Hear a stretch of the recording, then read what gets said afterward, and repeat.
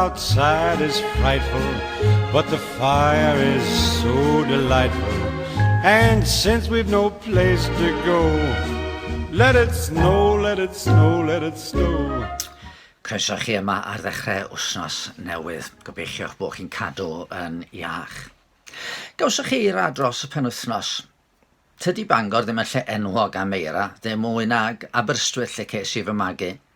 Da ni'n rhy agos at y môr medden nhw a'r heli yn yr awyr yn golygu na tydi'r eira ddim yn aros. Ond bore ddoe, mi oedd y lôn y tu allan i'r tŷ yn wyn, ac er na barhaodd hynny fawr ddim, bore yma eto, mae'r eira wedi disgyn, a tymheredd yn ddigon isel i'r crisialau fod yn disgleirio ngolau lamp y stryd pan godes i.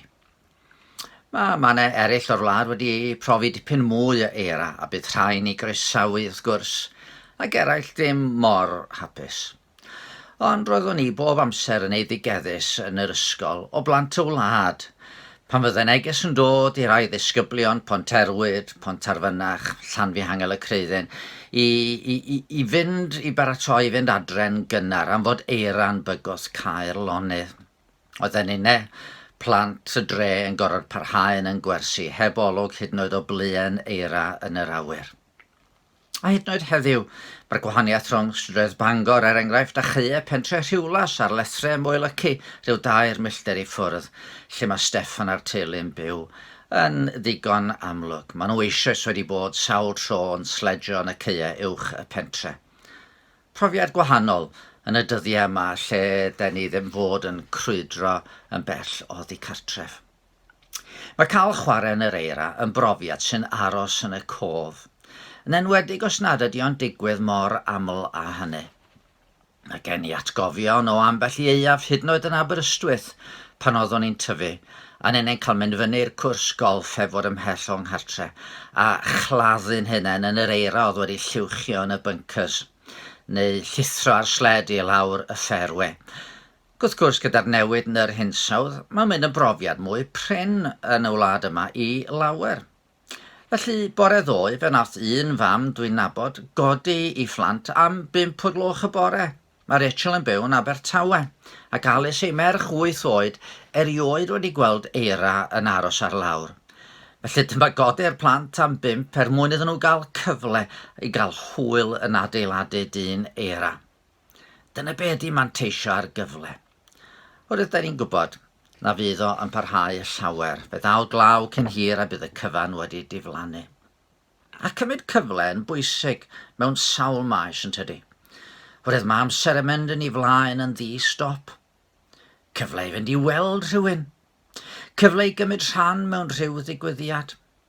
Faint o bobl sydd yn mynd i wneud yn siŵr na fyddan nhw'n colli'r cyfle i gael brechlyn pan ddaw'r llythyr trwy'r post neu gwahodd i wneud y pwyntiad. A mae colli cyfle yn gallu aros yn y cof a dyfaru'n gadael i ôl arno ni. Dwi'n gwybod mod i'n dyfaru peidio holi dad mwy am ei brofiadau cynnar ac am y teulu.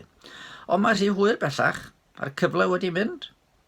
Mae'n bwysig manteisio ar y diwrnod a'i wahanol brofiadau. A does na'r un maes mwy pwysig na maes ffydd. Mae'r Beibl yn sôn am ambell un gollodd gyfle. Dyna chi bobl Jerusalem, y methu adnabod y dydd y dath i gwaredwr yna. Jerusalem, Jerusalem, tydi sy'n lladd y proffwydiad yn llybyddio rhai anfonwyd atat.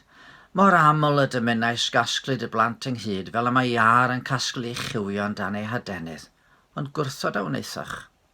Welem eich tŷ'n cael ei adael yn anghyfannedd.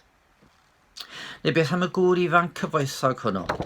Gafodd gyfle i ddilyn Iesu, ond pan ofynodd y gwaredwr iddo roi heibio ei eilyn, y cyfoeth oedd yn gafel mor dyn yn ei galon. Mi fethodd y cyfle a mynd i ffwrdd yn drist.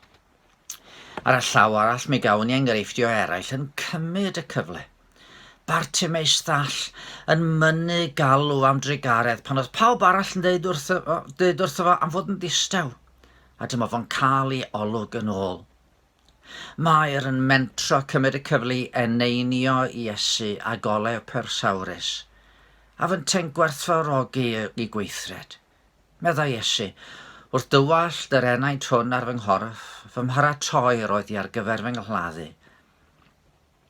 Yn wir rwy'n dweud wrthych, pa le bynnag y pregethir yr efengil yma yn yr holl fyd, a droddir hefyd yr hyn a wnaeth hon cof amdanaf.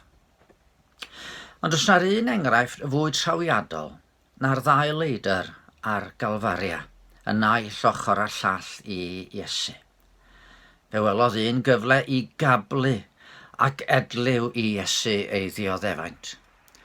Ond fe fentrodd y llall ofyn iddo am drigaredd a chael yr ateb bendigedig hwnnw. Heddiw byddi gyda mi ymharadwys. Wrth gwrs, yr un sy'n llawenydd i ni wrth feddwl am hyn ydy fod yna gyfle i ni ymateb heddiw i wahoddiad Duw a phrofi i ras. Hyd yn oed os bu ni wrthod yn y gorffennol, mae yna gyfle newydd. Meddyliwch am Thomas y disgybl yn colli cyfle i weld y gwaredwr wedi iddo atgyfodi ac yn gwrthod credu. Ond fe gafodd ail gyfle. Ar un modd heddiw, mae yna gyfle newydd i ni ystyried cariad Duw ac ymateb i hwnnw. Pa gyfle ddaw i'ch rhan chi heddiw, tybed?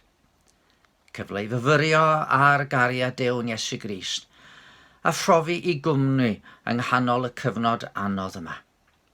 Cyfle i ymateb i'w ras efallai am y tro cyntaf a gwybod am ei faddeuant a'i gariad yn llenwi eich calon.